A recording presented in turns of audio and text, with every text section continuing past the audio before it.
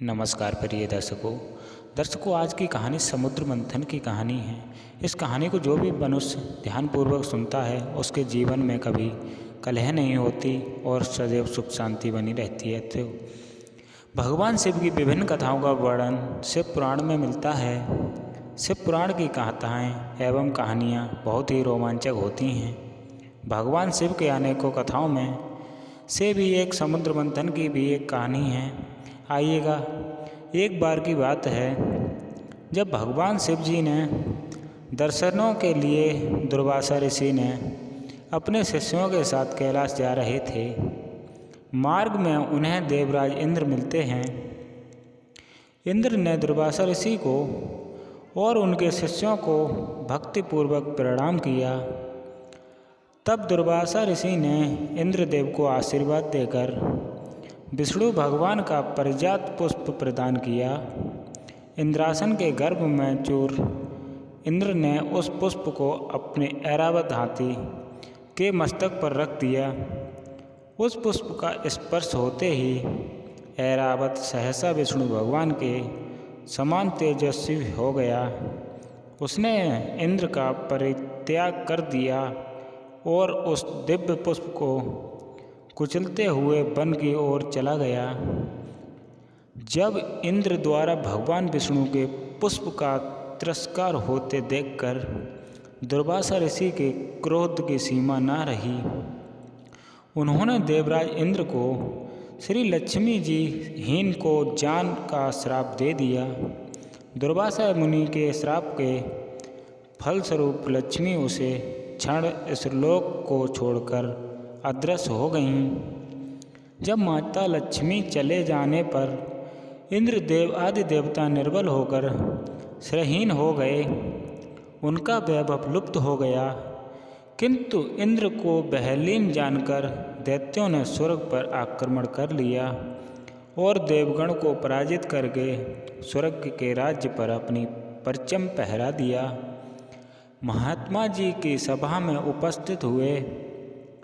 तब ब्राह्मण जी बोले, इंद्रदेव, जब भगवान विष्णु के भोग स्वरूपी पुष्प का अपमान करने के कारण स्पष्ट होकर भगवान लक्ष्मी तुम्हारे पास से चली गई हैं, उन्हें पुनः प्रसन्न करने के लिए तुम भगवान नारायण की कृपा दृष्टि प्राप्त करो, परंतु उनके आशीर्वाद से तुम्हें खोया वैभव पुनः मिल जाएगा। इस प्रकार ब्रह्मा जी ने इंद्र को आश्वस्त किया और उन्हें लेकर भगवान विष्णु के शरण में पहुँचे। वहाँ ब्रह्मा विष्णु लक्ष्मी के साथ विराजमान थे। देवगण भगवान विष्णु की स्तुति कर रहे हुए बोले, भगवान आपके शीश चरणों में हमारा बारंबार प्रणाम स्वीकार हो। भगवान, हम सब जिस उद्देश्य से आपकी शरण में आए हैं, कृपया करके आप उसे पूरा कीजिए। दुर्वासा ऋषि के श्राप के कारण माता लक्ष्मी हमसे रूठ गई हैं और दैत्यों ने हमें पराजित कर स्वर्ग पर अपना अधिकार जमा लिया है। अब हम आपके शरण में हैं, हमारी रक्षा कीजिए। भगवान विष्णु निरंकारदर्शी हैं। वे पल भर में देवताओं के मन की बात जान लेते हैं। तभी ब्रह्मा जी ने भगवान विष्णु के मन की बात को परख लेते हैं।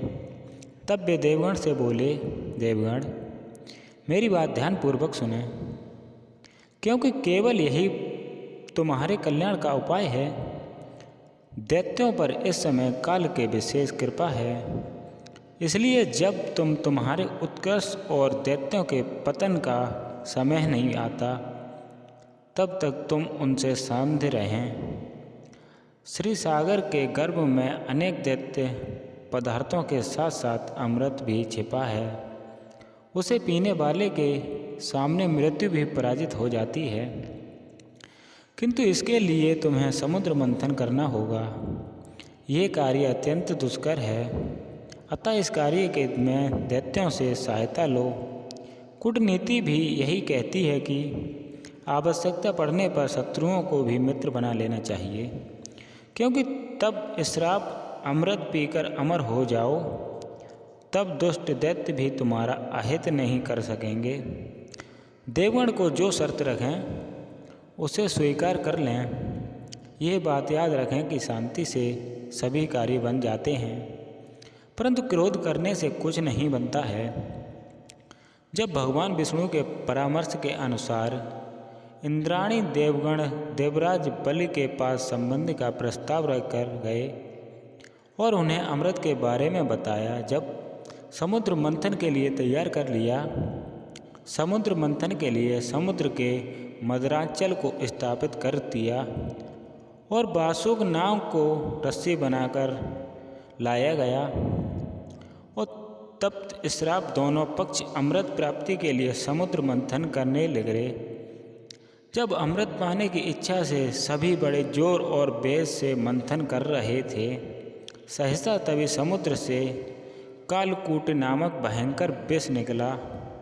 उस विष की अग्नि से दैत्यों को दिशाएं जलने लगीं और समस्त प्राणियों में हाहाकार मच गया। उस विषय की ज्वाला हैं सभी देवता तथा दैत्य जलने लगे और उनकी कांति पीड़ा भी पड़ने लगी। इस पर सभी ने मिलकर भगवान शिव की प्रार्थना की। जब उनकी प्रार्थना महादेव जी ने विषय को हथेली पर रखकर उसे पी गए, किंतु उसे कंठ से नीचे नहीं उतरने दिया। उस बालकुट के विष के प्रसाब से शिव जी का कंठ नीला पड़ गया, इसलिए महादेव जी को नीलकंठ कहते हैं। उनकी हथेली से थोड़ा सा विष पृथ्वी पर चटक गया था, जिसे सांप बिच्छू आदि विषैले जंतुओं के ग्रहण कर लिया। विष को समुद्र के द्वारा भगवान से पान कर लेकर पश्चात फिर से समुद्र मंथन प्रारंभ हुआ। दूसरा रत्न कामधेनु गाय निकली, जिसे ऋषियों ने रख दिया। फिर उज्जैन श्रवा घोड़ा निकला, उसे देवराज बलि ने रख लिया। उसके बाद ऐरावत हाथी निकला, जिसे देवराज इंद्र ने ग्रहण किया। ऐरावत के पश्चात कौस्तुभमणि समुद्र से निकली, उसे विष्णु भगवान ने रख लिया। फिर कल्पद्रुम निकला और रंभा नाम अप्सरा भी निकली। इन दोनों ने को देवलोक में रख लिया। आगे फिर समुद्र को मथने में लक्ष्मी जी निकली। लक्ष्मी जी ने स्वयं ही श्री भगवान विष्णु को वर लिया।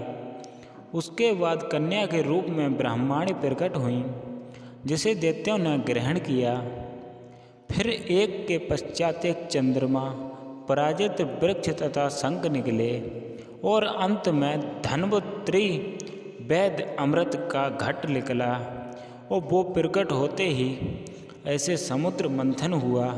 इस कहानी से तो प्रिय दर्शकों आपको साफ साफ समझ आ ही गया होगा कि समुद्र मंथन कैसे हुआ। यदि आप हमारे चैनल पर नए हैं और कहानी से सहमत हैं तो वीडियो को लाइक और चैनल को सब्सक्राइब करें। और हमारी कहानी आप कहाँ से सुनते हैं, अपना प्यारा सा कमेंट हमें ज़रूर करें। तो दोस्तों